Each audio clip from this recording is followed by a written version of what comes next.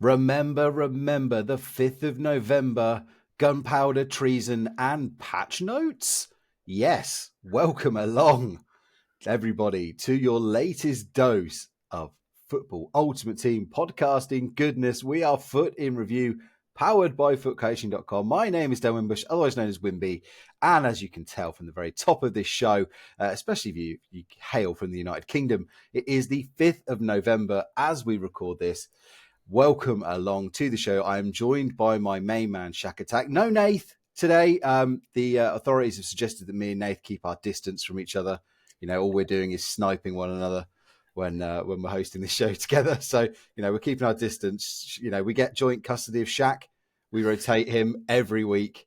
But Shaq, my friend, how are you?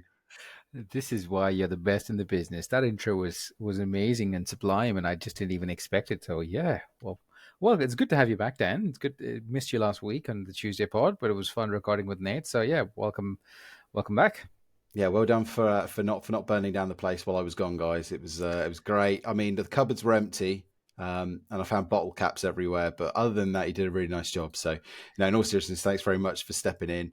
Of course, a couple of little bits of housekeeping before we get any further. Of course, as John mentioned on the show last night on the shorts, that is the last short show for this week because John is going to be traveling over to Scotland for the Foot in Review meetup. And of course, if you want to get in on late on that, just go and join the Discord. All the details are there.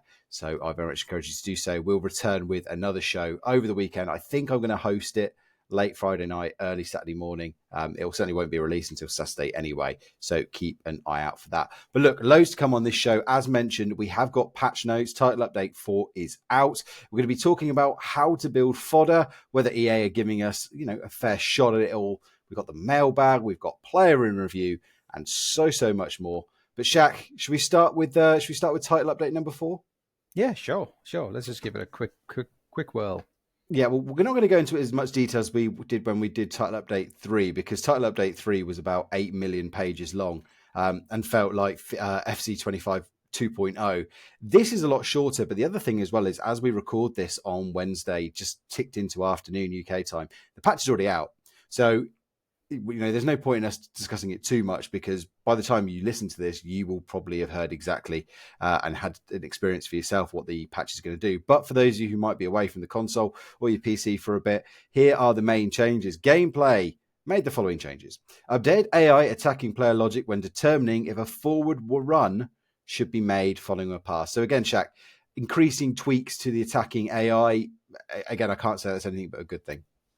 It's definitely a good thing. We need some of that, and I think it's. I was looking at some differences of having some playstyle pluses and not playstyle, role plus, and how it actually impacts, and it is much better. So I'm looking forward to trying it out. Yeah, they've also AI defensive midfielders in the holding role can now position themselves further up the pitch. Again, not fully sure what that's going to do. Updated defender logic when determining which foot to use when making a slide tackle. Again, very fair. And during rush penalty shoot, this is a huge one, Shaq. I know you've been waiting for this one. During rush penalty shootouts, inactive players will stand at the halfway line in shootout order. Solved every issue we have right there. I saw the word rush, I saw the word standing, and I thought, they're at least addressing something. For example, when a player goes AFK, at least you don't have to worry about the offsides not being counted because your player usually is letting the opposition in. But no, it's nothing to do with that. It's penalties. I can't remember the last time I had a rush penalty shootout, but here we go. Well, look, I think what's important is what's not there in the gameplay, Shaq. And look, everybody has been saying power shots, OP, finesse shots, still OP. No mention of those whatsoever. So at least for the time being, it looks like they're taking a wait and see approach. I think I have to agree with Mystics Meg in the Discord, and I really want everyone to believe this. And it is true that it takes a particular skill to actually pull off a power shot. It doesn't just magically happen. I've hit many a shot into the corner flag. So you need some sort of skill. You and me both, my friend. You and me both. So yeah, look, for now, I do think they need a slight downgrade, but only, I think the animation is just a little bit too quick. I don't think the actual mechanic is broken. I just think the speed you can get those power shots off might just be a little bit too quick, but it's not something that I'm tearing my hair out and conceding like 10 a game.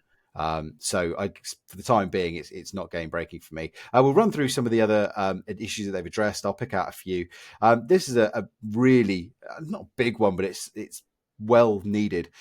Player substitutions did not always occur at the earliest possible opportunity. Hallelujah. This needed to be in the game from day dot. I don't really understand why it's taken them this long to get it in game. It was there in last year's game, so I don't really understand. They were trying to make it realistic, I guess, but it was really annoying. I think there was I can't remember if it was Envy or it was you who you made a substitution on the 60th minute or 70th minute, and the subs never came on. Yeah, it's just bonkers. They've also addressed instances of the defensive line pushing up the pitch too quickly in scenarios when the attacking team passes back to the midfield from the final third. So, I mean, and I guess it's that kind of auto offside trappy mechanic. I don't really know what that's going to address there. I mean, I suppose it's literally addressed what I've just said, but it's not something that I've noticed. Not really. I think this would have been a case probably earlier on in the game when you had those chip through balls that were working very effectively. But nah, I haven't really come across this as an issue, to be honest. No, I'm going to jam through some other ones and feel free to interrupt me if there's anything you want to pick up on. The heel to ball roll skill move not always performed when requested. Sometimes ground crosses could have sent the ball too far ahead of the intended receiver. This is quite an interesting one. After performing a skill move, dribbling could have become less responsive in certain situations. Have you felt that? I have felt that. I have felt that from time to time. It would just randomly happen, and I just thought it was in my head. But yeah, well, I have felt that every now and then. So yeah, I'm glad that's being addressed. Yeah, in some cases, incorrect player animations could have occurred when attempting to control the ball. I think I've had that one. The problem with all of these notes is, Shaq, is that there are so many little things that seem to happen that you just don't know what is just the game and what is just a bug. Exactly. There was one of the things that they've addressed in the patch is when you actually let the ball go. The player, sorry, it said in certain animations the player would let the ball go, and that's happened to me multiple times. And I've just wondered if I was pressing the R1 button where you let the ball run by, or whether there was a mistake. I never knew if I was being gaslit by the game or what was actually happening. So yeah, it's really hard. Lots of things about situations where certain passes are being triggered instead of other passes that they've tweaked. The big one I think that a lot of players will pick up on is improved goalkeeper logic when considering in which areas of the pitch to push the ball to when making a deflection save. Now, these goalkeepers are useless, Shaq. This definitely needed looking at because the amount of times they would parry directly into danger when even as a five-a-side token overweight goalkeeper that I am, I know where to keep the ball away from. And hopefully this will do it. I mean, look, I've played 2 games, and I know Ingvi has played a fair few number. I think he's already played 4 or 5 games, and he's in our live chat. We'll come to his thoughts in just a moment. But from playing 2 games, I still had one of those moments where the goalkeeper palmed it out to somebody.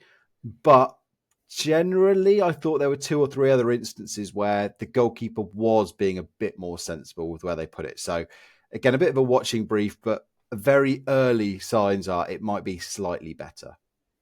Well, just in the chat, we've got Envy in the chat. As you can follow us on in the Discord and join in on the chat. Envy says the goalkeepers are still as crappy as they used to be. So I think it's just about trial and error and seeing in maybe a couple of games more, and just to see if it actually has been fixed or not.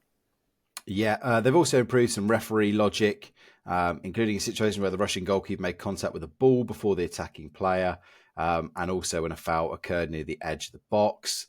Lots of other little bits and pieces as well. Again, I'm not going to read all of these out. They've also added a new stadium into the game. Portman Road is there. They've also just addressed loads of other little bits and pieces. But was there anything else from the patch notes that you wanted to bring up before we get Ingvi's feedback and move on? Oh no, I think that's the one thing that I probably should have caught on to earlier was the fact that directed runs were not functioning or triggering as intended. I think I don't think I've actually used directed runs at all for the past 2 years. I think initially when they first came out, I was pretty excited about using them. I try and use them in Rush. Do you use them in game? No, I've tried them probably a couple of times, but generally I'm just triggering R1 and L1 runs. I'm not doing the direction. This year in Rush, I felt sometimes it wasn't being triggered correctly, and I just gave up on it. So well, there was something wrong in the game there for that. Yeah. Lots of other animations being tweaked and fixed as well. I mean, Infinity FC on Twitter has basically tried to sum up this patch by said improved gameplay, better ref logic, improved animations, improved menu and UI transitions, Portman Road, a new third kit, boots and gloves.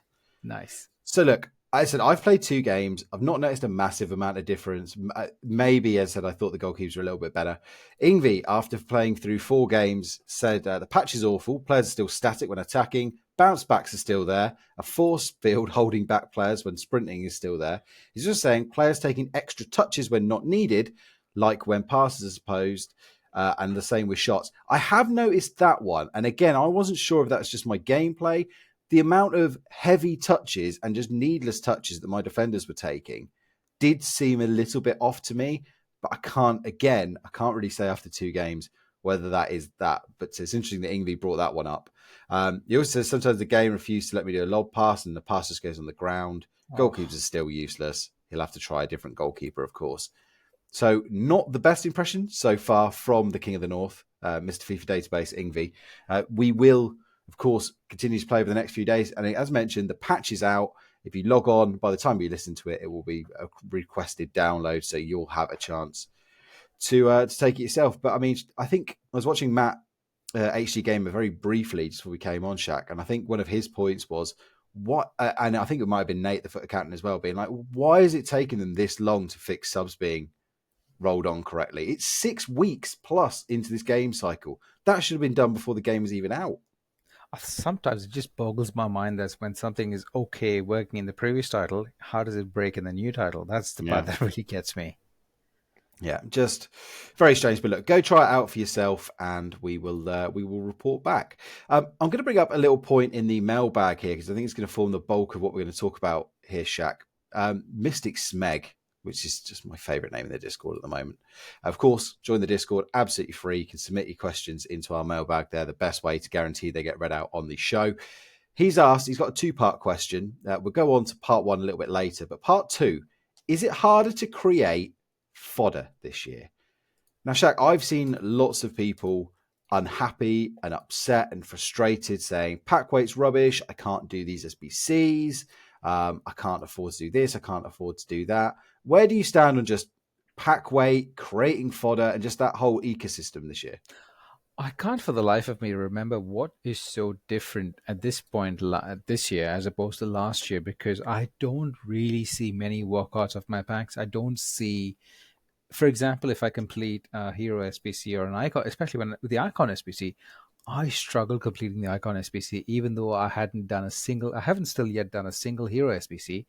I struggle completing one icon SBC because I just didn't have enough fodder. And at that point, I was playing every single champs, I was playing rivals, I was playing squad battles, I was doing all the objectives, I was getting all the packs, and I still didn't have enough fodder to comfortably get the icon SBC completed. So there is something going astray. And I don't, for example, if we get a Eusebio SBC as we did last year, I think it will take me a long time to get it done. Like there's something off. I don't really know. It could be this. I think we've had a discussion in our little WhatsApp group the other day about, could it be the 75 plus packs, or could it be even these upgrade packs that are not giving out the adequate kind of fodder? I don't know exactly where the answer lies, but there is something that's been shifted in pack weight. I would definitely agree. I think the high-rated players are dropping a lot less. I mean, I swear, like in previous years, I'd be getting a Bernardo Silva like all the time, or a Ruben Diaz all the time, and I don't seem to be getting them at the moment, even from these guaranteed packs. Like the glitch rush objective that everyone's been rushing to do, pun intended, this week. I think it gives you a pair of 84 by 2s, and I think I got one walkout from those 4 players. Just generally the 83 pluses and things like that. I did the 83 plus upgrade last week, getting nothing. Even in like champs rewards and stuff, just getting nothing. So I do feel, like you say, if there was a Eusebio out or this Pateas out, it's very hard to go and conjure those high rated fodder. Now, like you say, maybe there is an issue, because even EA themselves, I think, that Pateas SBC, yes, it's 1.5 million, but it's not so hungry on high rated fodder as I thought it might have been. They seem to be going for volume of sort of 86s and 87s rather than forcing you into a lot of 89 rated squads. So maybe there's a point there. But I still think it's possible to churn out fodder. And Ingvi in the chat is saying, I struggle to get fodder for an 84 rated squad. But personally, I don't understand how you can struggle to get an 84 rated squad, because I am drowning in 83s and 84s. The difference is I'm not doing many SBCs. I'm not doing all of these. I'm not doing a lot of players. I think I've done 4 player SBCs this year. I've done 1 icon and 1 hero gamble. And so therefore, whenever something comes up like a Sissoko, I can do it. I just wonder, Shaq, whether people are expecting, there's this expectation that you should be able to do everything rather than these just being a broad set of options where you can pick a few from. Oh, I understand that, but I just feel that some of the SBCs are asking for a lot of cards as opposed to asking for high rated cards as we discussed. So I think a lot of 83s and a lot of 84s. I think in the start of the year, we had the Team of the Week upgrade SBC, which is constantly being refreshed. And I think a lot of people went down the trap of trying to pack a good Team of the Year and then Team of the Week, sorry, and then realized, hang on a minute, none of these packs are actually giving out anything apart from fodder. So I think a lot of people have used up a lot of fodder, initial fodder into those SBCs.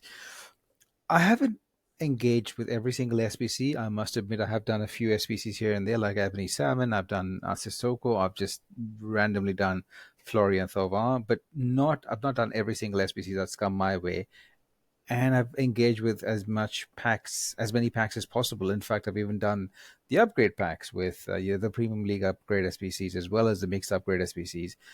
Those don't seem to be very profitable as well for me. I haven't really packed a really good, even a regular fodder walkout from those packs. So I think there's not too many cards that are in the 89 plus range as well. There's a handful, maybe 6 or 7 cards in the 89 plus category. So that's also another thing that we probably need to take into account.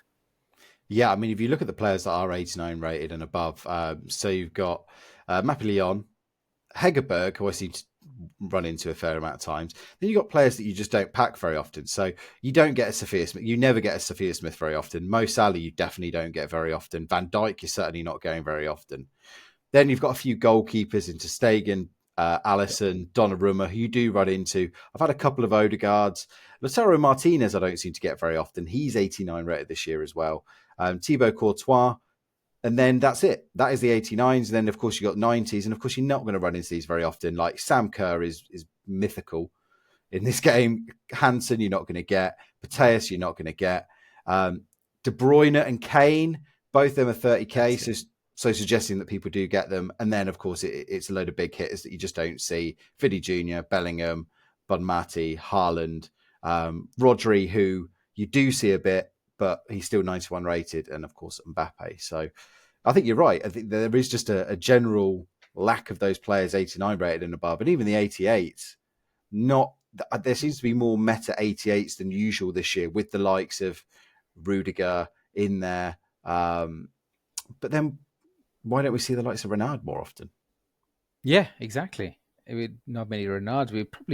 I think out of the lot in the 88s, Godotto is probably the one card that keeps popping up just simply because I think they like to entice the striker French.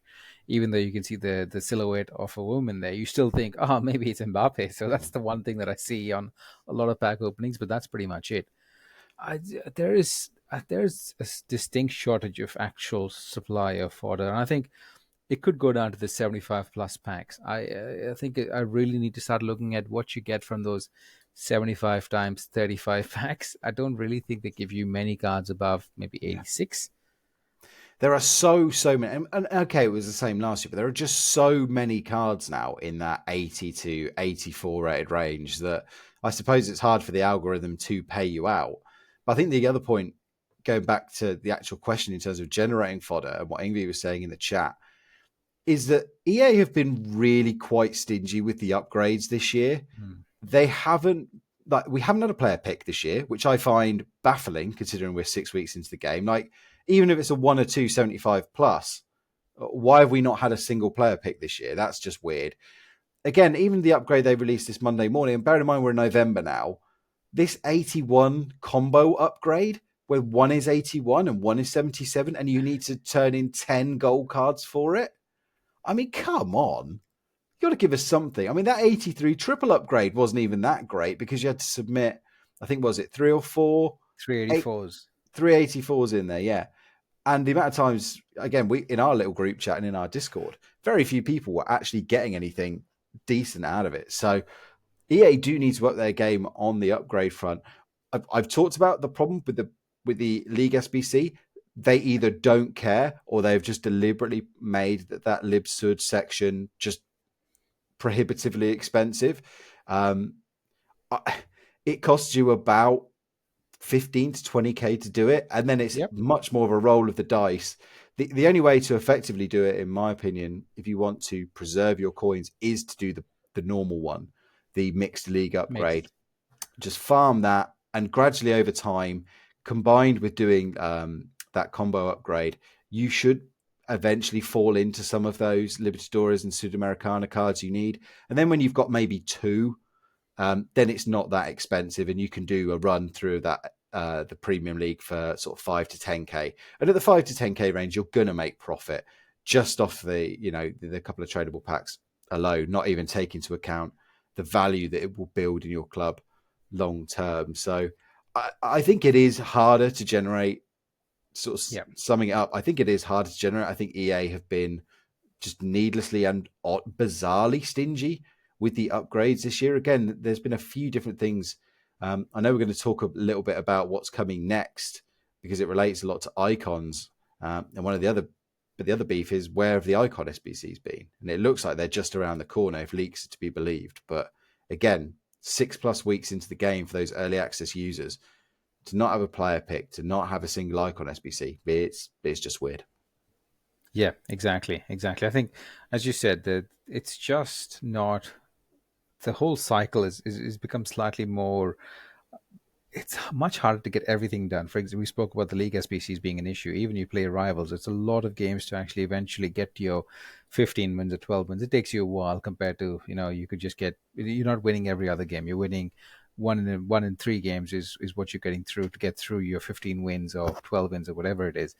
And then the packs at the end of it seem to be good, but they don't really give you the fodder that you need to actually complete the SPCs that you want to. So everything has become a little bit harder, longer, grindier with very little outcome. So yeah, that's where people are feeling right now. Hopefully it changes. Yeah, and you mentioned on the rewards front, I mean, look, when we first got into the game, 75 by 35. That's a fantastic pack because, you might run into an Alphonso Davies. He's worth 50k. You might run into a 20k Upper Meccano. You might run into or whatever. Rodri, he's 100,000 coins.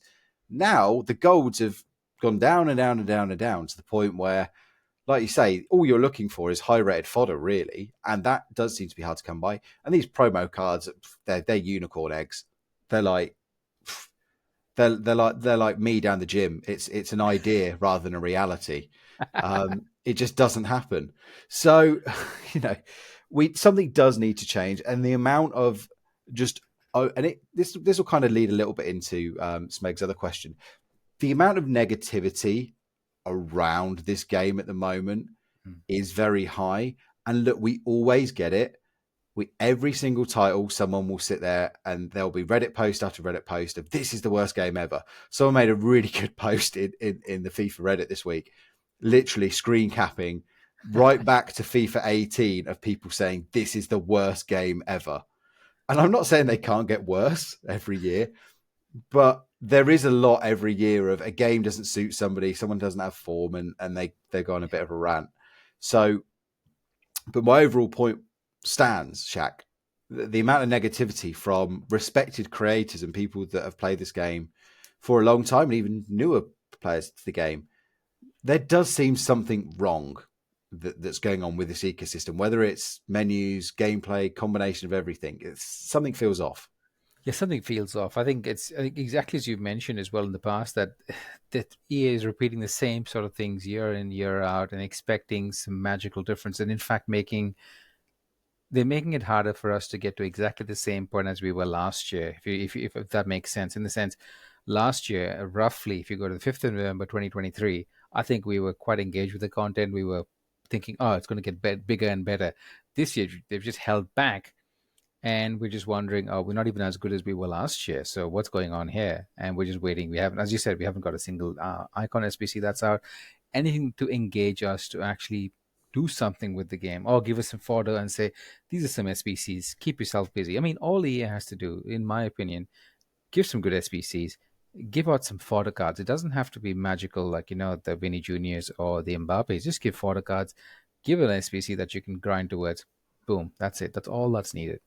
The problem for me with this game and just the whole cycle of FC and FIFA, as I now go into what I think this is my fifth or sixth game cycle now, is that to me it reminds me a lot of one of those all-you-can-eat restaurants.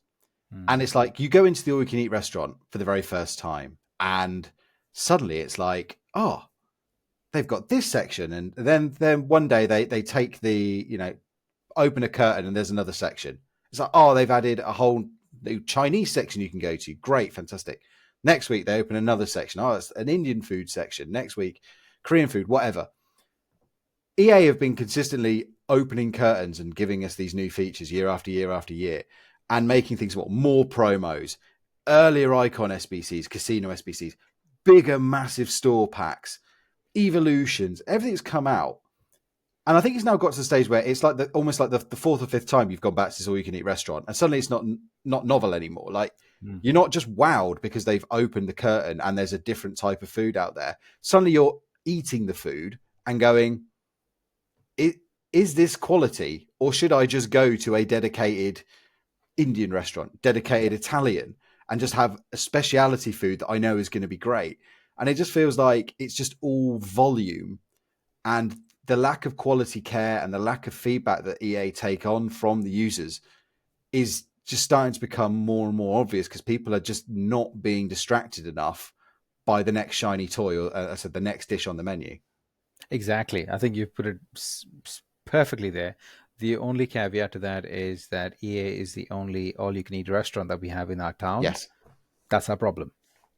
But they're the only all-you-can-eat restaurant in town, but people are now starting to go, okay, well, I get a better multiplayer experience. Compare that, say multiplayer is the Italian. They're now going, oh, I'm going to play Black Ops 6 because I'm having a much better multiplayer time. So yeah, I've not got access to all this other food, but one thing that I really like is over here. I'm going to go there.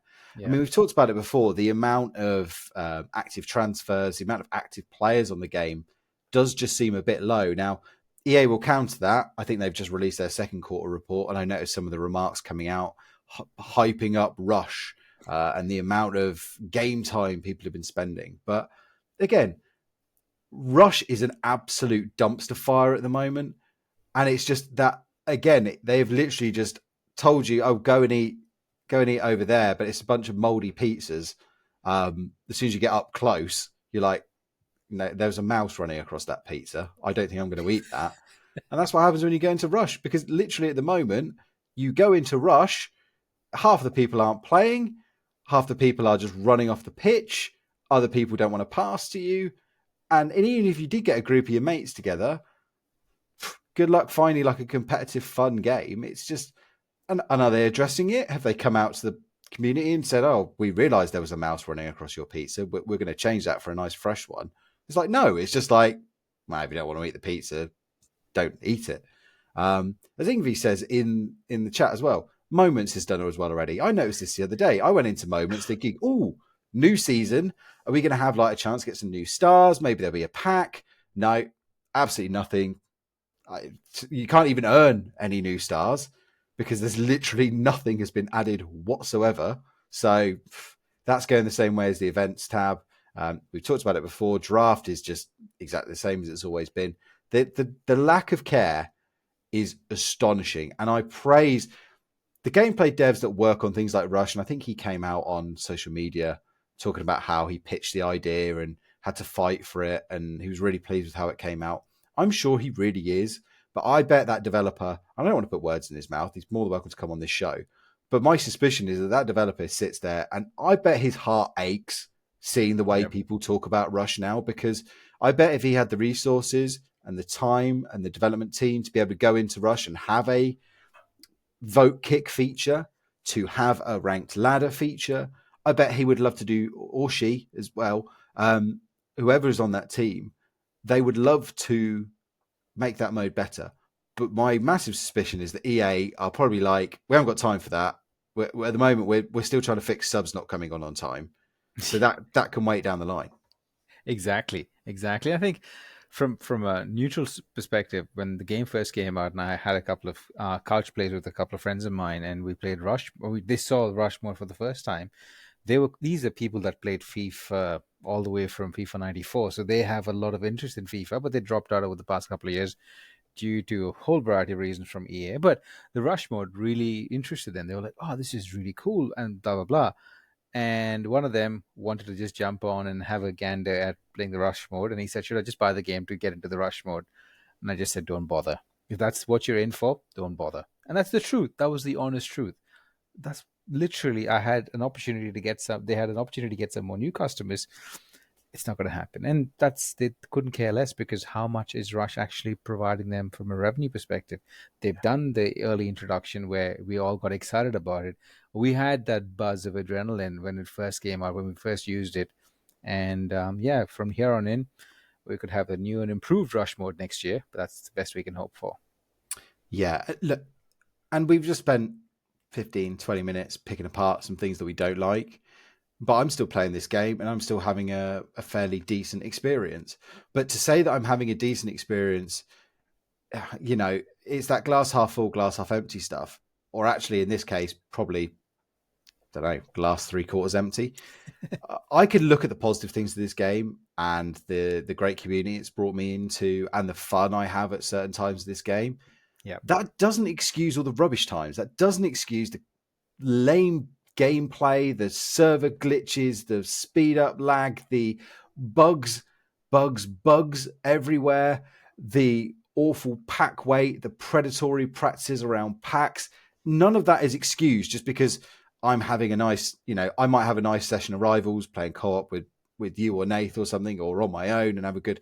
I got my best weekend league run this weekend, and maybe that is why I'm a little bit more happier than I normally would be. I got 9 wins for the first time this weekend Well league. done.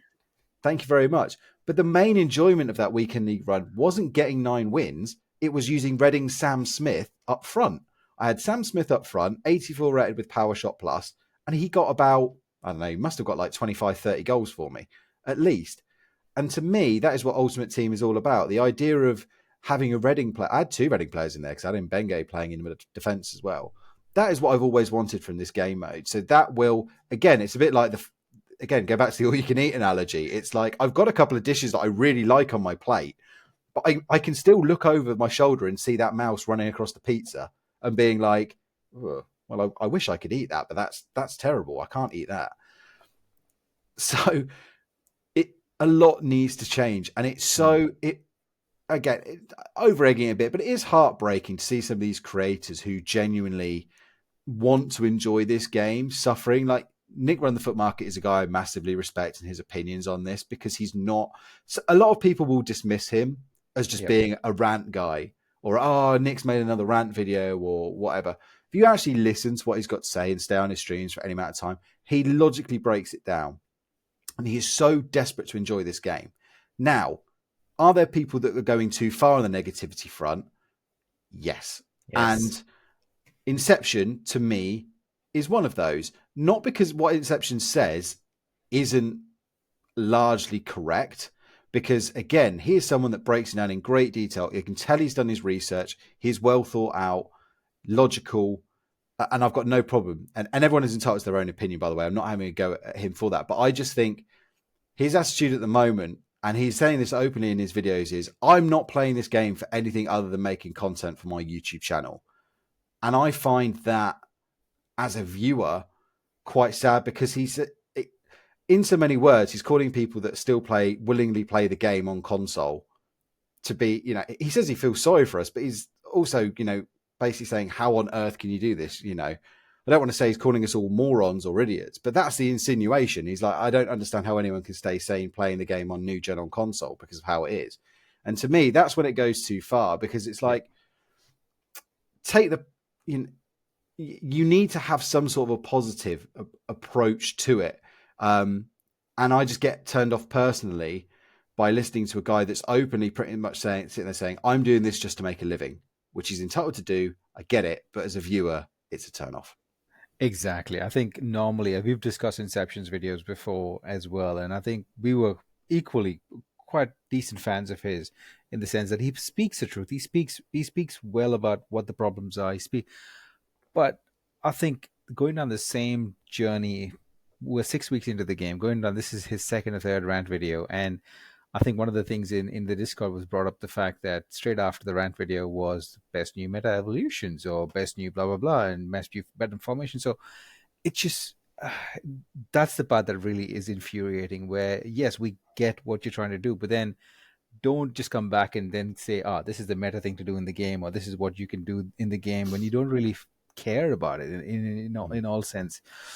Yeah, it is a bit frustrating. I think one of the things I didn't engage with this particular video, but one of the things I spoke to this weekend when I was playing the game was this game is so inconsistent because on Mm. one day you absolutely love the game, everything is working beautifully, I'm actually scoring a goal and going to the corner flag, I'm putting my hand next to my head saying this is what Rashford scored, just to you feel that buzz of you've scored a magical goal at the end of the game, and then you go sleep on a high, come back the next day thinking about the game the whole day, you really are excited to get back into it, and it's a Yeah.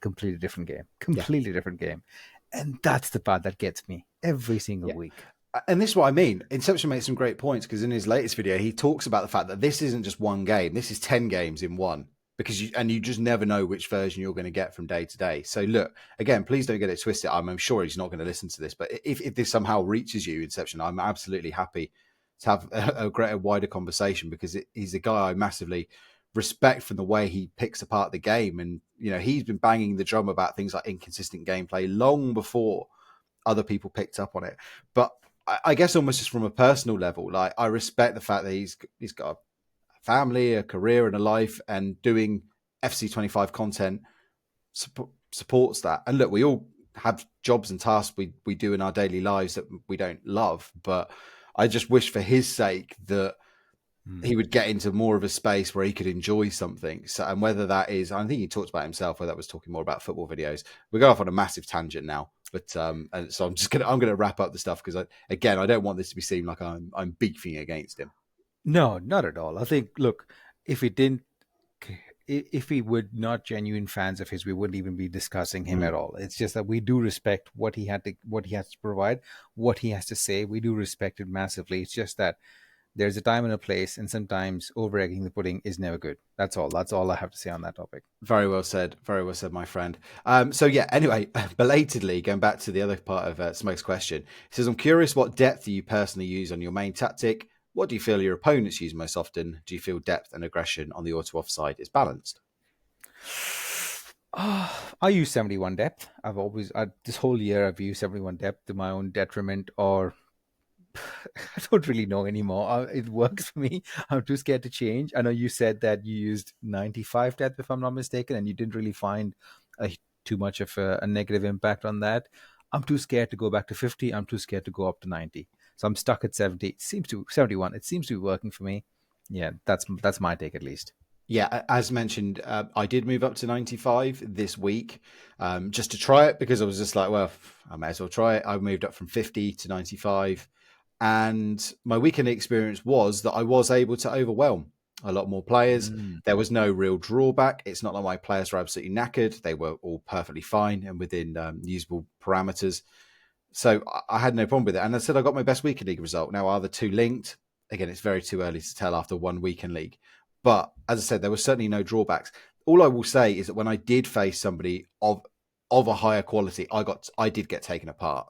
Like the people that know how to play around that know how to play around that, and you've got even less margin for error against those people. So I got beat, I think 5-0 and 5-1 in a couple of games. Just like completely blown away. They would have beaten me anyway on 51 depth, but I'm just saying that maybe in those games, if I'd had a lower depth, I might have been able to hang in a little bit into the game. So that's my main feeling. Do I think it's balanced? No, on that description, because I think that if I am playing such a high pressing depth, my players should get more tired and I should be punished for it. But also, I think I had just thinking of an experience I had a couple of days ago, 2 days ago, where someone was playing. I think they were playing a high depth. They were charging at me for a minute one. I really suffered for the first 30 minutes. I got 2 goals down as well. And then I just started to slow down my gameplay.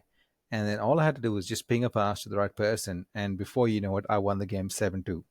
So it's just a matter. So it's yeah, they probably don't get the fatigue and the fitness going down, but you can really break through if you just are calm and patient. But what they're banking on is for us to get frustrated and frazzled. So that's probably what you were banking on. Absolutely. One other thing to briefly bring up before we move on to player in review is I just wanted to have a mini rant about Evos, which is weird for me because I love Evos.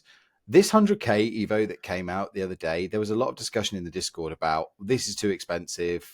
EA are pricing this out, and my argument was it's not priced out because it's allowing you, if you have a player that fits it, to get a really good player with a decent playstyle plus in press proven. So it's not overpriced, because if it turns a player into a usable player, you would probably be paying 100k for them on the market. Correct. However, what I will beef is I've just spent 100,000 coins. I didn't spend the FIFA points, but I think it was something like £11 worth of FIFA points. Why are you making me jump through so many hoops to get this Evo done? Why am I having to play 15, 20 games after I've just spent 100,000 coins? Like, compared to a free Evo you've released where you have to just like play three. It's no nonsense. Sort it out. Yeah, exactly. I think when you pay for an Evo, it needs to be easier for us to actually achieve the full target. And I hate those evolutions that you have to have a clean sheet at the end of to achieve the result. Those are the things, especially a clean sheet in Rivals or Rush. Evos and Rush really infuriate me. It's just, please just make it easier, especially if it's a paid Evo. 2 games, 4 games. I think the Soka evolution was simple to begin with, but then I had to play some games in Rush, and that was infuriating. Concede Hated two it. goals or fewer in Rush. Have you ever played Rush before? How many games have you ever seen a team score fewer than 3 goals? I mean, I don't see many of them. So, yeah, rivals, that's more possible to get done. But again, if you're evoing a lower, lesser player that's, may start at like 72, 74 rated, again, you're handicapping yourself having to do that. So, anyway, sort it out for a paid evo. But anyway, we should move on, Shaq. Let's move on to our favorite thing. I'm going to press the sting because it's out there anyway. Player in review. Why not? Why not? The button's there. Who have you picked for player in review? I've picked Dennis Mann. In fact, I opened those 10,000 coin packs. I think there was a limit of 4 or 5, and I opened all 4 or 5 using my coins. And I packed this guy as a loan option in all those packs, and I've got 40 games on him. I mean, I've got a 40 game option on him, and I was using him as my right midfielder. He's got inside forward plus plus, and I've really enjoyed him. He's got the right amount of. If he had a 5-star skills sort of card, it would be amazing. I was really enjoying the runs he makes. I really enjoy his finishing. I enjoy his pace. His passing is sublime. For 30k, I think this is. If you need a Syria right midfielder, I don't think you can go very wrong with this particular card. It's pretty cheap. You can just wait for a few more days. He might get cheaper. I think the plus plus on the inside forward. I think this is the first card that I've used in the RM position on the inside forward plus plus, and I really enjoyed that. Yeah, I find that position as well, those plus pluses. And I think a plus is an absolute minimum for that Yep. role, because I've had players out there that just doing the inside forward role with no plus, and they just almost don't seem to move. And that's why I keep going back to Chloe Kelly, because she's got a plus there. And Son on the other side does really well. My player in review is Lucy Bronze. Her Trailblazer card, right back, came out. This is a very easy card, I think, for a lot of people to overlook. Her base card has never been particularly popular. She's moved obviously from Barcelona back to Chelsea this year. But Shaq, I replaced Carl Walker with this card, and this card is head and shoulders above Carl Walker. She's nearly Hullet gang, except for shooting, which you just don't care about. The pace is fine at 86. Chuck a shadow on there, you're pretty much there. 86 defending and 88 physical as well. And the passing is half decent as well, with 88 crossing, 85 short pass, 84 long pass, and 85 curve. If you can fit this card in, and if you have been running someone like Carl Walker right back, it's an absolute no-brainer. That Anticipate Playstyle Plus as well, chef's kiss. Oh, wonderful. That's a really good review. I think this is a card I intend to try out soon enough. And I think I like the fact that you really do try some really unique cards every now and then, because this is a card that I completely overlooked. Completely overlooked. But the way that people, like you talk about with Man, the way people in this game will overlook a card because it's not been hyped up, to me, it just seems just so strange. Or because of a card design, for example, like Chloe Kelly is not a fantastic card, but if you actually take a look at her stats and compare them to a lot of promo cards and other cards that people use, like Rafinha and Rodrigo and stuff, easily compares. And not to mention that added source of unique body type, animations, running style, and things like that. People just don't. I never see anybody use her, and she just keeps coming back into my team because she's that damn good. And Lucy Bronze again fits into that category. This card isn't going anywhere for me for a time being. 50k at the absolute worst, if she completely drops off the face of the planet price wise, you're going to lose 30k. But that's not going to happen. Just go and try this card out. As I said, she's got a plus play style as well if you do use an attacking wingback, but she's also got a plus in wingback and fullback as well. I'm just playing her on whatever fullback it is, whatever that basic one is. She's got some really interesting play styles as well. She's got jockey, she's got block, she's got anticipate plus, and she's got aerial as well as a silver. This is a pretty good card. Yeah, exactly. So very much recommend going out and giving this card a try. It's a 50k. You will not regret it. Shaq, before we go, I teased talking about what's coming next in this game. Again, there's no short shows coming out. We don't tend to often talk about spoilers, so I will give a little spoiler warning. If you don't want to hear what's leaked to come next, you may depart the podcast now with our best wishes. You have been warned. 5, 4, 3, 2, spoiler time. Shaq, it's not really a spoiler because we knew Centurions was on the way based on the season pass. But what is interesting, it looks like we're getting Centurions icons, our first promo icons of the year. Thank God for that. I must have mentioned this in a show. I think the last show we did, the show before that, icon prices are going ridiculous. I think that's simply because I've alluded to this before. When you get these 75 plus packs from Champs and Rivals rewards, you can't pack base icons from them. So now having promo icons, those will be packable from our Champs rewards and Rivals rewards. What does that do? It provides supply of icons. What does that do? It reduces the prices of icons that are in packs right now. So all in all, it's good for us. We can try more cards. We can finally try those. I've been fanging for Del Piero cards. I'm really excited to try him at some point in time. So I'm looking forward for his price to come down. But I'm really excited with Centurion icons, to be honest. Yeah, and look, if you are holding on to a base icon at the moment and there's been a leak for a promo icon, my advice to you strongly would be to sell because, as Shaq says, it turns out the promo icons are a lot easier to pack. So then what happens, I think Sol Campbell is one of those cards. Sol Campbell's promo card is going to get packed a lot more than the base card. It's usually an improvement on that base card. So then the demand for the base card goes down and down and down. So I would actually advise people to go and seek out those leaks and for safety, sell it. Don't absolute panic sell, but just try and get out reasonably quickly would be my advice on that. Exactly. Completely agree with that advice. And yeah, I'm looking forward to Icon SBCs coming back. I don't know who we're going to get. I mean, the names that have been teased, I think Beckham was one of them. People have suggested might be the SBC, which would be interesting. But it's just nice to have those options back. And for me, as someone that does bronze pack method, I need demand for bronze rares, please. There's two particular cards that I know will be out of the SBCs.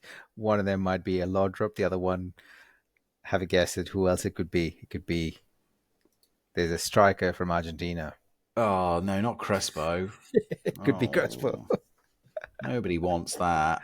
Nobody likes that.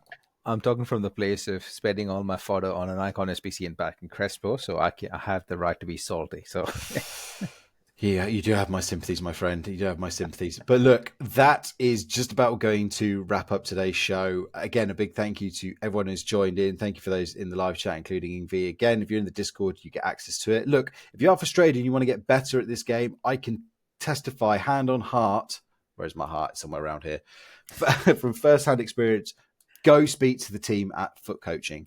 They are brilliant at just breaking down your game and telling you very simply things you can do to cut out mistakes and to get better. It's very down to earth. It's not intimidating at all. It's not insulting to you. You don't get like them saying, well, you're stupid. You keep doing this, that, and the other. It's like, oh, I've noticed that in my case, I've said it before, you're moving your fullbacks up a lot, or you are rushing too far to get the ball. And the tools they've got, again, they're used by professional football clubs. This isn't just, someone just taking a quick look at your game and going, oh, I think I saw that. It's no, you get proper breakdowns. And again, lots of different packages available. Head over to footcoaching.com for all of that. And of course, if you want to support us, like me and Shaq, and get us a nice Christmas bonus.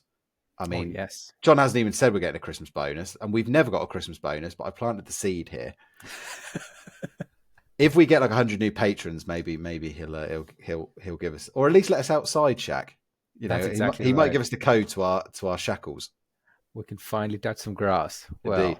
Well, again, joking aside, John treats us really well. But if you want him to treat us even better, by bringing us new Patreon subscriptions, patreon.com/futinreview. You get benefits like the Art of Foot show, which is an absolutely superb listen. You get things like coaching discounts, early access to lots of other bits and pieces. And also it will just give you that warm, fuzzy feeling of showing your appreciation. You've gone the extra mile to show your love for this show. So we thank you. And to our Patreon members at the moment, again, you people are all absolute legends. And I'm not going to lie, we love you more than everybody else. I'm sorry. It's just the way it is. You're a paying customer, and therefore we love you more than everybody else.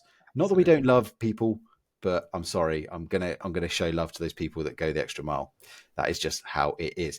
As mentioned right at the top of the show, no shorts for the rest of the week. The meetup is happening in Scotland over this weekend. Hope everybody that is going has great fun. Please make sure John returns safe and sound. Don't get him too drunk and tie him to a lamppost or anything, because that will make publishing this show really quite tricky. Fingers crossed he's back in one piece. Absolutely. Shaq, thank you very much for your company as always, my friend. We will be back. As I said, I'm due to host some sort of a show that will be released on Saturday morning. So we'll see who I can rustle up that's not either in Scotland, asleep, offline, or elsewhere. Good luck as well if you are listening over in the States. Hope you voted and we wake up in a nice, safe environment. Yeah. Let's just hope democracy wins, whatever that is. Indeed. So, yeah. And, of course, everyone enjoy Bonfire Night. Be safe with your fireworks. And if you need fireworks in the game in FC25, I know someone that's selling quite a few red fireworks, and you would be donating to the cause. And on that note, I've done my grifting. Only one thing left for us to do, Shaq. Drop it. We are going to drop it. Oh, no, I'm not going to drop it. I'm going to do player review. Here comes Drop It. F-U-T. F-U-T. F-F-F-U-T. F-U-T. T. In review. F-U-T.